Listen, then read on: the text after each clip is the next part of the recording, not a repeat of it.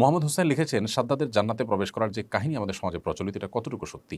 তার সময়কালের নবীর কথা শুনে নবী তাকে যখন আহ্বান করেছেন তাওহীদের পথে, ঈমানের পথে আসার জন্য, তখন কি পাবেন সে বিনিময় জানতে চাইলে যখন জান্নাত পাবেন শুনেছেন, তখন সাদ্দাদ নাকি নিজে, নিজে জান্নাত তৈরি করেছেন। অনেক বছর ধরে তার বিভিন্ন বিবরণের কথা শোনা হয়, লোকে প্রচলিত আছে এবং সেই জান্নাতে প্রবেশ করার আগে সে আ আ ধ্বংস হয়েছে ইত্যাদি, ইত্যাদি। এইটি একেবারেই অপ্রমাণিত একটি কাহিনী, যেটি বিভিন্ন ইসরাইলি বা ইহুদিদের বর্ণিত বিভিন্ন বর্ণনায় পাওয়া যায়।